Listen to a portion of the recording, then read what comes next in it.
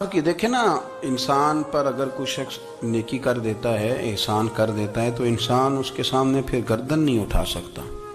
یار یہ میرے مشکل وقت کا دوست ہے، اس نے میرے ساتھ نیکی کی ہے. کبھی بھی گردن نہیں اٹھائے گا، جھکا کے رکھے گا.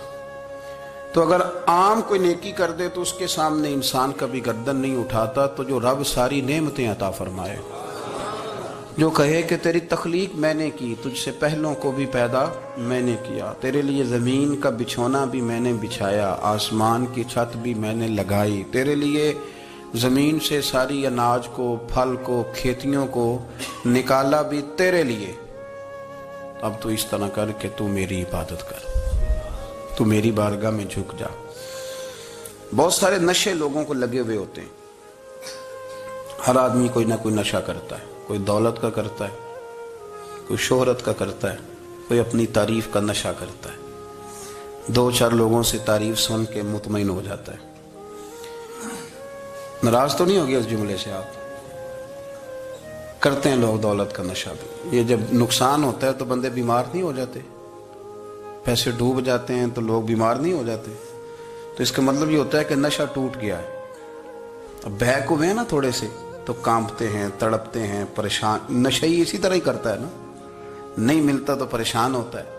یہ سارے نشے ہیں، مختلف قسم کا نشہ. ہم مانتے نہیں اس بات کو، تسلیم نہیں کرتے، کیونکہ تسلیم کرنا بڑا مشکل کام ہے. اس کے لیے تو بڑی ساری چیزیں جو ہیں وہ دبوچ کے اور بڑی سارے رستے پھلانگ کے آنا پڑتا ہے. تو بڑا مشکل ہے ماننا، ورنہ کرتے ہیں ہم. ہمارا مزاج ہے. یہ گھومنے پھرنے کا، دنیا دیکھنے کا بھی ایک نشہ ہے. یہ بہت ساری باتیں کرنے کا بھی ایک نشہ ہے. گپ شپ کا بھی ایک نشہ ہے. دو چار لوگوں کی جب تک پگڑیاں نہ کھول لیں، بعض لوگوں کو نیند نہیں آتی. یہ غیبت کا، چغلی کا، بددیانتی کا، یہ بھی ایک نشہ ہے. اس پر ملا رومی رحمۃ اللہ نے بڑا کلام لکھا ہے. وہ کہتے ہیں مانگ کے کھانے کا بھی نشہ ہے، مانگ کے کھانے کا بھی نشہ ہے. وہ کہتے ہیں کہ ایک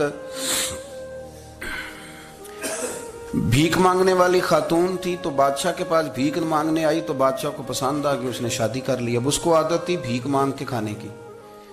تو وہ کنیزوں سے کہا کرتی تھی کہ فٹافٹ نہ روٹی لے کے آیا کرو، میں 2-3 دفعہ مانگوں تو پھر لایا کرو. کیونکہ ایک نشہ ہے نا، تو میں مانگوں 2-4 دفعہ تو پھر. تو انسان بہت سارے نشے کرتا ہے، یہ مانتا نہیں. یہ موبائل، یہ فیس بک، یہ سارے نشے ہی ہیں. اپنی فوٹو لگا لینا، سارا دن اسی کو دیکھتے رہنا. اور بڑے بڑے سیانے بندے جو وزادار ہیں، بڑے وزادار لوگ ہیں، لیکن وہ بھی سنجیدگی کے قائل نہیں، اس طرح کے نشوں کا شکار ہیں. یہ سارے نشے ہیں جو ہم نے پال لیے.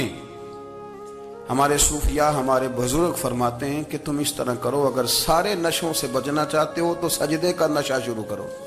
سجدے کا نشہ شروع کرو. یہ نا اقبال کہتے ہیں، ہو عطار ہو، رومی ہو، رازی. آپ بات کو سمجھیں. عطار ہو، رومی ہو، رازی ہو، غزالی ہو، کچھ ہاتھ نہیں آتا بے آہ سحر گاہی. کہتے ہیں بہت بڑا صوفی ہو جیسے فرید الدین عطار تھے، بہت بڑا تصوف کا امام ہو جیسے امام غزالی تھے، بہت بڑا تفسیر کا استاد ہو جیسے امام رازی ہو. عطار ہو، رومی ہو، رازی ہو، غزالی ہو، پر کچھ ہاتھ نہیں آتا بے آہ سحر گاہی. اگر سویرے اٹھ کے روتا نہیں نا اللہ کی بارگاہ میں، اگر تہجد نہیں نہ پڑھتا، تو کچھ ہاتھ نہیں آتا بے آہ سحر گاہی. پھر اس کو کوئی چیز نصیب. میری بات کی سمجھ آ رہی ہے آپ حضرات؟ جب تک آپ سویرے نہیں اٹھتے، آپ اللہ اللہ نہیں کرتے، آپ کو نوافل کا چسکا نہیں، عبادت کا مزہ نہیں. فرمایا میری عبادت کرو، یہ شوق پیدا کرو، میں نے تمہیں پیدا کیا ہے. ہم لوگوں کے نشے، مختلف نشے، بڑا عجیب رنگ ہے. محفل کی صدارت کرنے والے بڑے پیر صاحب، بڑے القابات، ہو بیچ میں سے بندہ تلاش کرنے سے بھی نہیں مل رہا، اتنے بڑے لقب ہیں اس کے. لیکن وہ سج سنور کے 2.5 گھنٹے بیٹھا رہا محفل میں، اور نماز کا وقت آیا تو اس نے مختصر سی پڑھی، وہ نکل گیا. ہلکے سے سجدے کیے. او اتنا بڑا عشق رسول، نعت خواں، او ہو کیا بات ہے. اور عشق رسول کا بہت بڑا پیغامبر، بہت بڑا مبلغ. وہ بیچارہ سمجھ ہی نہیں سکا کہ اللہ کے رسول نے فرمایا تو نماز پڑھ میری آنکھیں ٹھنڈی ہو جائیں گی. تو یہ نشے کے عادی تو ہیں پر حقیقت کے قائل نہیں ہیں. یہ بس ٹھیک ہے خوابوں کی دنیا میں لوگ زندہ ہیں، پر جن کو یہ جو نشہ تھا نا عبادت کا، یہ میرے رسول پاک کی چاہت ہے، یہ میرے نبی کریم علیہ السلام کی. آپ دیکھیں نا حضور مہینوں جا کے غار حرا میں بیٹھتے، کیا وہاں تبلیغ کرتے تھے؟ کوئی کتاب لکھتے تھے؟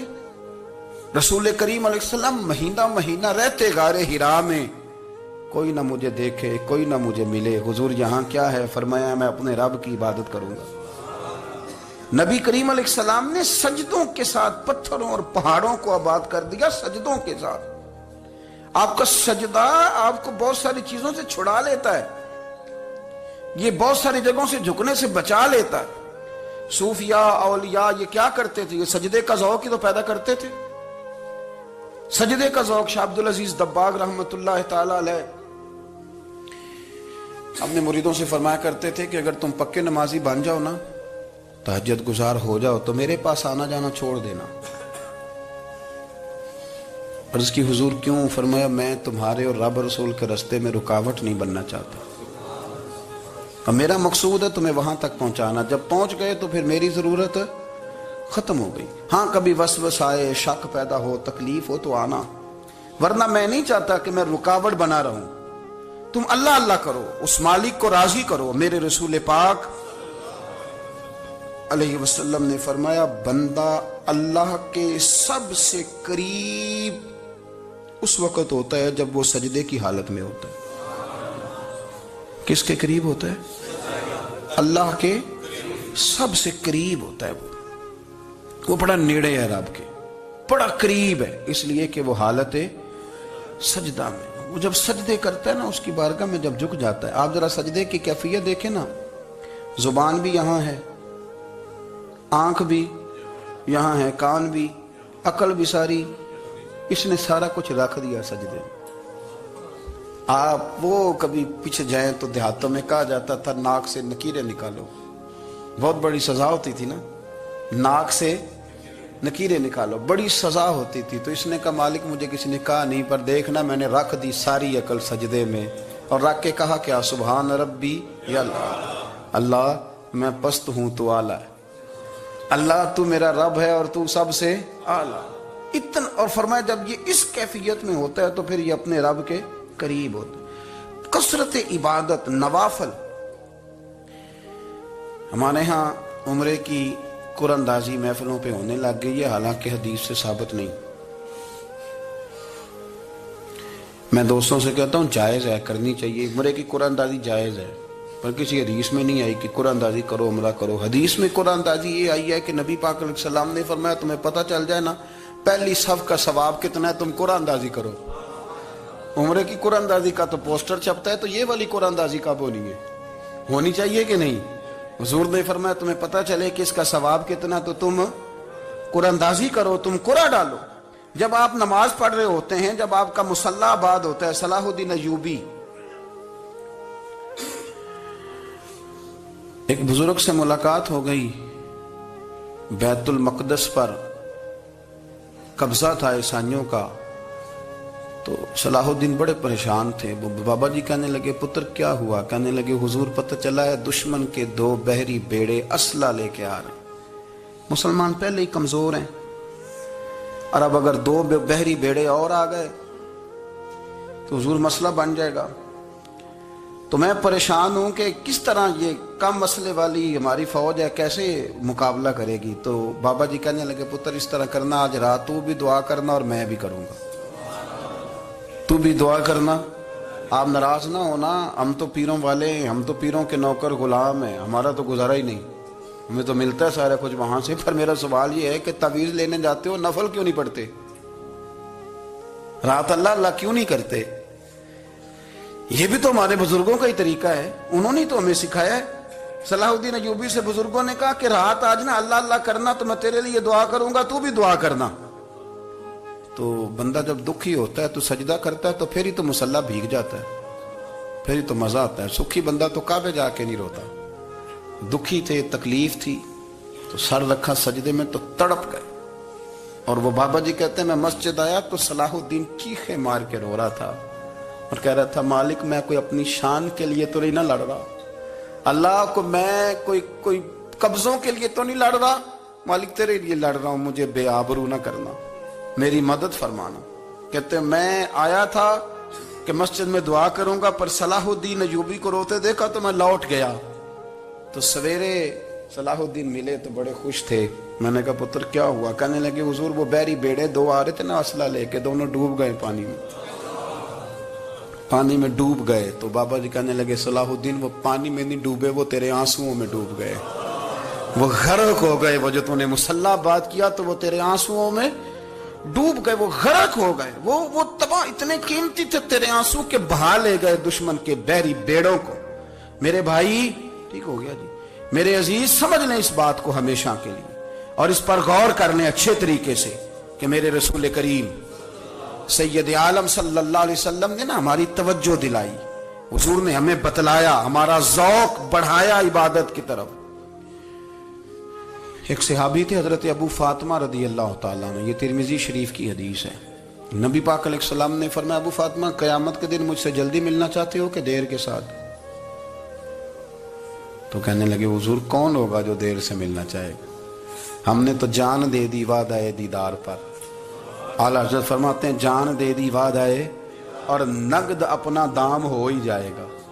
مجھے لگتا ہے کہ یہ سودا نقد و نقد ہو جانا ہے، چونکہ ہم نے جان دے دی وعدہ دیدار پر۔ آپ نے وعدہ کیا تھا کہ مریں گے تو پھر زیارت ہوگی، تو مر گئے ہم زیارت کی خاطر۔ جان دے دی وعدہ دیدار پر، تو نقد اپنا دام ہو ہی جائے گا۔ اے رضا ہر کام کا ایک وقت ہے، دل کو بھی آرام ہو ہی جائے گا۔ تو حضرت ابو فاطمہ رضی اللہ تعالیٰ عنہ سے نبی پاک صلی اللہ علیہ وسلم نے فرمایا جلدی ملنا چاہتے ہو کہ دیر سے؟ عرض کی حضور فٹافٹ ملنا ہے، میں نے قیامت کے دن آپ سے جلدی ملنا ہے۔ تو نبی پاک علیہ السلام نے فرمایا پھر اس طرح کرنا، دنیا میں رہ کے سجدے زیادہ کرنا، پھر سجدے زیادہ کرنا، قیامت میں ملاقات جلدی ہو جائے گی، قرب ملے گا تمہیں۔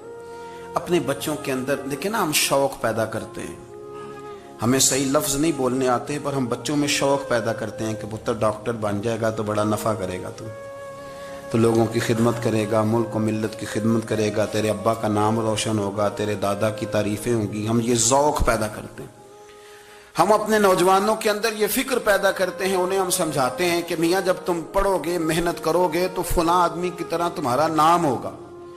یہ جتنا ذوق ہم بچوں کے اندر ان چیزوں کا پیدا کرتے، ہمیں حکم ہے کسی طرح ہم ذوق پیدا کریں کہ پتر نماز پڑھے گا تو اللہ راضی ہو جائے گا، تو سجدہ کرے گا۔ دیکھیں نا میرے رسول کریم علیہ السلام نے فرمایا 7 سال کے بچے کو مسجد لے کے جاؤ، یعنی اسے شوق دلاؤ، اس کے اندر یہ خاصیت پیدا کرو کہ اس کا دل کرے مسجد میں جانے کا، اس کے اندر یہ خصوصیات لاؤ کہ وہ ہمارے ہاں نا ہر چیز کو پرموٹ کیا جا رہا ہے، ہر چیز کو، یعنی سر سنگیت سکھانے کے لیے اکیڈمیاں بن گئی ہیں، ہر شے پرموٹ ہو رہی ہے، عبادت کا جذبہ کم ہوتا جا رہا ہے، اللہ کا ذوق ہمارے اندر نہیں رہا۔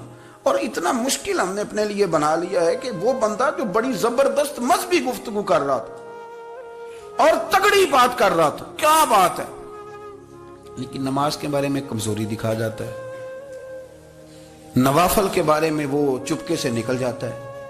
امام احمد بن حنبل رحمۃ اللہ تعالی علیہ، مسند امام احمد بن حنبل 14 جلدوں میں ہے مارکیٹ میں، اور مجھے تو خیر پسندی بڑی ہے، میں نے تو کئی دفعہ پڑھی ہے، اور کیا بات ہے امام احمد بن حنبل کی، کیسے تگڑے قسم کے محدث تھے، اور اللہ نے کتنا انہیں اعزاز عطا فرمایا ہوا تھا۔ یہ کوڑے بھی کھاتے تھے دین کی خاطر، سارا کرتا لہو سے بھر بھی جایا کرتا تھا، بڑا اعزاز والا شخص تھے، بڑے اعزاز والے، حدیثیں جمع کرنا، حدیثیں لکھنا، حدیث پڑھانا، سارا دن رہتے تھے، کہہ سکتے تھے کہ میں کر تو رہا ہوں کام، اور حدیث بھی موجود ہے کہ عالم عابد سے افضل ہوتا ہے، پر اس کے باوجود امام احمد بن حنبل رحمۃ اللہ علیہ 300 نفل فرض نمازوں کے علاوہ پڑھا کرتے تھے، 300 نوافل روز پڑھا کرتے تھے۔ ان کے بیٹے نے کہا ابا جی مکان خریدنا ہے تو کوئی جگہ کہاں کر کے لوں، بہت ساری آبادیاں، تو فرمایا پتر وہاں لینا جہاں مسجد قریب ہو۔ میرے رسول کریم سید عالم صلی اللہ علیہ وسلم اتنا پسند کرتے مسجد کو، اتنا پسند کرتے نماز کو کہ رسول کریم صلی اللہ علیہ وسلم تہجد کی نماز بھی پڑھتے، پھر حضور فجر کی نماز بھی پڑھتے، نبی پاک وتر کو الگ کر کے پڑھتے، عشاء کے ساتھ نہیں پڑھتے۔ یہ تو ہم اس لیے اجازت دی ہمارے بزرگوں نے کہ بعد میں اٹھے گا کون علیحدہ وتر پڑھنے کے لیے، عشاء کے ساتھ پڑھ لیں۔ وتر پڑھتے، تہجد پڑھتے، فجر پڑھتے، اشراق پڑھتے، چاشت پڑھتے، پھر مغرب کی نماز کے بعد 6 رکعت اوابین پڑھتے، پھر رات کو صلاۃ اللیل پڑھتے۔ سیدہ عائشہ صدیقہ کہتی ہیں زمانہ سو جاتا اور میرے رسول مصلی بچھا کے کھڑے ہو جاتے۔ او یار، کھیتی باڑی کر کے نہیں، محنت مزدوری کر کے نہیں، جناب عائشہ کہتی ہیں میں یہ بھی دیکھتی کہ حضور ایک آیت شروع کرتے تو ساری رات اسی کو پڑھتے، اور میری نظر جاتی تو قدم مبارک پہ ورم آ جاتا۔ یار نماز پڑھ پڑھ کے، اتنی مشقت کر کے، اتنی جد و جہد کر کے ورم آ گیا، یا رسول اللہ اتنی محنت کیوں کرتے ہو؟ فرمایا افلا اکون عبدا شکورا، کیا میں اپنے رب کا شکر گزار بندہ نہ بنوں؟ صحابہ کا ذوق عبادتوں کا، ریاضتوں کا، تلاوتوں کا، طبیعت ہے ان کی، وہ ایک دوسرے کو، حضرت مولا علی شیر خدا کرم اللہ تعالی وجہہ الکریم کے زمانے میں روم کے بادشاہ نے کہا یار یہ مسلمانوں کا پتہ تو کرو، یہ آخر کیوں اتنے زیادہ مجاہد ہیں؟ اس زمانے میں جاسوس بھیجنے کا مزاج تھا، اب تو جاسوس پکڑا جاتا ہے، اب تو جاسوس ہے، اور جاسوسی کا شوق ویسے آج بھی ہے۔ عرض کروں تھوڑی سی بات اس عنوان سے، پتہ کیا ہمارا مسئلہ ہے؟ ہم جہاں جاتے ہیں نا وہاں تھوڑی خوشبو سونگنے کی کوشش کرتے ہیں، وہ کیا ہے تو یہ کیا ہے تو ادھر کیا ہے تو تھوڑا سا ادھر کیا ہے۔ میرے رسول پاک پڑھیے درود شریف، سارے پڑھیے ذرا زور سے، صلی اللہ تعالی۔ نبی پاک علیہ السلام نے فرمایا جاسوسی نہ کرنا ورنہ تم بندوں کو خراب کر دو گے، اور فرمایا اس طرح نہ ہو کہ تم کسی کے اب کھول نہ نکلو تو تمہارے پہلے کھول جائیں۔ یہ جو ذوق ہے نا یہ ختم کریں، چھوڑیں، مطلب آپ کس چکر میں پڑے ہوئے ہیں؟ اتنی زیادہ توجہ کرنے کی کیا ضرورت ہے؟ کام سے کام رکھیں، اس میں بندہ تھوڑا سا نا آسان رہتا ہے۔ یہ جو بہت زیادہ ٹٹولنے والے لوگ ہوتے ہیں نا وہ بےچارے پھر عمر ٹٹولتے ہی گزار دیتے ہیں، اس لیے کہ مزاج ہی بہت پکا ہے، بوری کا منہ کھول کے اندر تک ہاتھ ڈالنا، تو پھر کئی دفعہ سامنے سے بچھو بھی لڑ جاتا ہے، خرابی ہوتی۔ تو جاسوسی کی جاتی تھی، اس نے بھی جاسوس بھیجے، کیونکہ قبیلوں کے لوگ تھے، کچھ مسلم کچھ کافر، پہچانے نہیں جاتے تھے لوگ، تو کچھ لوگ اس نے بھیجے، انہوں نے آ کے نا تحقیق کی، ریسرچ کری کہ آخر ماجرا کیا ہے، تو واپس جا کے انہوں نے رپورٹ دی نا روم کے بادشاہ کو۔ اس رپورٹ کا ایک جملہ بڑا شاندار ہے، وہ کہنے لگا بادشاہ ہمیں مسلمانوں کی کوئی سمجھ نہیں آئی، ہمیں کوئی سمجھ نہیں آئی۔ انہوں نے کہا کیوں نہیں سمجھ آئی؟ کہنے لگے یار عجیب بندے ہیں، جب رات مصلی پہ بیٹھتے ہیں تو یوں لگتا ہے ان کا دنیا سے رشتہ ہی کوئی نہیں، کوئی کسی کو نہیں جانتا، کوئی اپنے دکھ سنا کے رو رہا ہے، کوئی اپنی بات کر کے رو رہا ہے، لگتا ہے کہ ان کا کوئی رشتہ ہے ہی نہیں جب مصلی پہ بیٹھتے ہیں۔ اور فرمایا جب سویرے یہ جہاد کرنے نکلتے ہیں تو لگتا ہے ان سے زیادہ دلیر ہی کوئی نہیں، حالانکہ جو مصلوں پہ رونے دھونے کے لوگ ہوتے ہیں وہ کئی دفعہ جہاد میں کام نہیں کرتے، لیکن عجیب لوگ ہیں کہ رات کے راہب ہیں، دن کے مجاہد ہیں، کوئی سمجھ نہیں آتی۔ میرے عزیز، ان لوگوں نے مصلی آباد کر کے رکھا، تلاوتیں ان کا ذوق رہی، منظر روز پڑھنا، اسباق پڑھنا، وظائف پڑھنا، یہ ان کا ذوق رہا۔ اعلیٰ حضرت بریلوی رحمت اللہ نے 1000 کتاب لکھی ہے، لیکن الوظیفۃ الکریمہ کے نام سے جو وہ صبح و شام وظائف پڑھتے تھے وہ الگ انہوں نے ان کو بیان کیا، پابندی کے ساتھ اپنی اللہ اللہ کرتے۔ شیخ شہاب الدین سہروردی رحمت اللہ علیہ اس پر ایک بندے نے اعتراض کیا، اس نے کہا جی آپ کس قسم کے صوفی ہیں، مرید بیٹھے ہیں اور آپ وہاں نفل پڑھ رہے ہیں؟ یہ بھی بڑا مسئلہ ہوتا ہے نا، جو بندہ ملنے آتا ہے وہ اپنے ٹائم کے حساب سے آتا ہے، اور پھر اس کا یہ بھی خیال ہوتا ہے کہ پیر صاحب جو ہیں وہ چونکہ درویش ہیں تو نہ انہیں روٹی کھانی چاہیے نہ سونا چاہیے، چونکہ وہ درویش ہیں، اور ہم چونکہ درویشوں کے ماننے والے ہیں لہذا ہمارا یہ طریقہ ہونا چاہیے کہ جیسے ہم کہیں درویش ویسے ہی کر جائے، حالانکہ جس کو آپ درویش کہیں گے آپ اس کی مانیں گے، آپ منوائیں گے نہیں، ہمارا مزاج ہوتا ہے۔ شیخ شہاب الدین پر لوگوں نے اعتراض کی، حضور لوگ ملنے آئے ہیں، زیارت کرنے آئے ہیں، یہ بندے دعا کرانے آئے ہیں، اللہ اللہ کرانے آئے اور آپ نفل پڑھ رہے ہیں، کیا جملہ ہے، کیا حسن ہے، کیا خوبصورتی ہے۔ فرمانے لگے رب رسول سے مانگنے کے لیے مصلی بچھایا ہے، اگر وہاں سے مانگوں گا نہیں تو تمہیں دوں گا کیا؟ پہلے مجھے کچھ لے تو لینے دو، اگر میرے پلے کچھ ہے ہوگی تو آگے دوں گا نا. تو میں مانگنے گیا تھا کہ یا اللہ دے, تیرے بندے لینے آئے, دے تو میں کچھ لوں گا تو آگے دوں گا نا. لیکن ہمارا یہ سٹیٹس, یہ مزاج, یہ شعور نہیں ہے. گپیں, کہانیاں, داستانیں, گفتگو, خطابت, واز, کیا بات. لیکن اگر کچھ کرنے کا کام ہو تو وہ نہیں ہم سے ہوتا. میرے نبی کریم علیہ الصلوۃ والسلام نے مصلی سے دل لگانے کا درس دیا. حضور نے توجہ دلائی. صحابہ اس ذوق کے حامل لوگ تھے.